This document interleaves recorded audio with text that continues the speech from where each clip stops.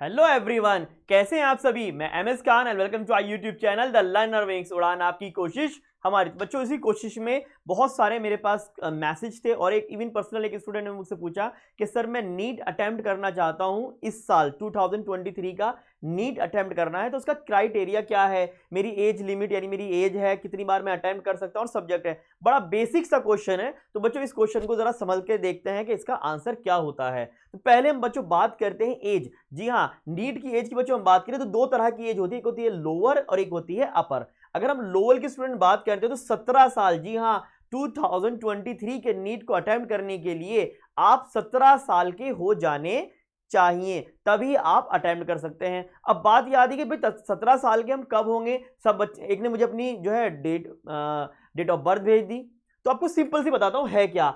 अगर आप 31 दिसंबर 2006, जी हाँ 31 दिसंबर 2026 से पहले पैदा हुए हैं, पहले का आपका डेट ऑफ बर्थ है, फिर चाहे वो 30 दिसंबर ही क्यों ना हो, इवन 31 दिसंबर 2006 क्यों ना हो, तब भी बच्चों आप 17 साल के हो जाते हैं। इसका मतलब इससे पहले अगर आपकी डेट ऑफ बर्थ है तो आप नीट को अटेम्प्ट कर सकते हैं। नीट में आप नीट के जो पेपर है आप उसमें बैठ सकते हैं। लेकिन वहीं अगर आप 1 जनवरी 2027 में पैदा हुए हैं तो फिर आप नीट अटेम्प्ट नहीं कर सकते।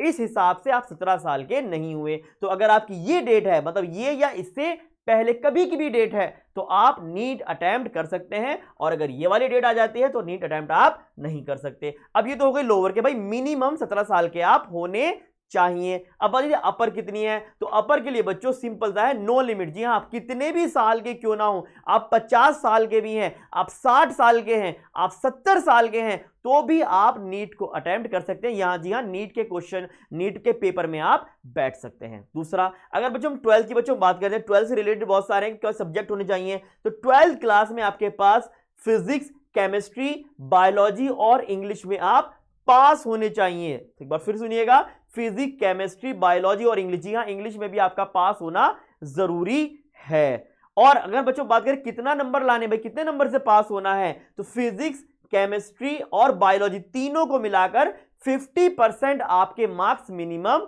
होना चाहिए। किनके लिए? जनरल के लिए। अब जनरल से अदर जो कास्ट है उनके लिए क्या होगा, तो उनके लिए स्टूडेंट है कि 40%। किसके लिए? ओबीसी, एसटी और एससी, इन तीनों सब्जेक्ट को मिलाकर 40% होना चाहिए। थर्ड क्वेश्चन था कि अगर मैं ओपन स्कूल से हूं या फिर एनआईओएस स्कूल से हैं तो क्या हम नीट अटेम्प्ट कर सकते हैं। तो बच्चों इसका आंसर है यस। जी हां, आप ओपन स्कूल से हैं या एनआईओएस से हैं, आप यानी नॉर्मल एक तो स्कूल होता है रेगुलर, आप लोग स्कूल जाते हैं, सीबीएसई के स्कूल्स होते हैं, उसके अलावा भी आप ओपन स्कूल से या फिर एनआईओएस से हैं, यानी आपने बाहर से भी अगर 12th किया है, इन दोनों रिकॉग्नाइज से, तो बच्चों आप अटेम्प्ट कर सकते हैं, आप एलिजिबल हैं। उसके बाद आता है कितने हम अटेम्प्ट कर सकते हैं। तो बच्चों नो लिमिट, आप 17 साल के हैं और 17 साल से आपने अटेम्प्ट किया है, तो अब 18 साल, 19 साल, 20 साल, 50 साल, 60 साल, 70 साल तक, जब तक आपकी सेहत है, आप बैठ कर एग्जाम कर सकते हैं, तब तक आप अटेम्प्ट कर सकते हैं। इसकी कोई भी लिमिट नहीं है। आई होप सो बच्चों आपको हमारी इंफॉर्मेशन पसंद आई है। तो बच्चों अगर पसंद आई है तो प्लीज हमारे चैनल को क्या कर दीजिए, जल्दी से चैनल को सब्सक्राइब कर दीजिए और चैनल को लाइक करके बेल आइकन को ऑन कर दीजिए। आज के लिए इतना ही। We will meet after the short break. जय हिंद, जय भारत।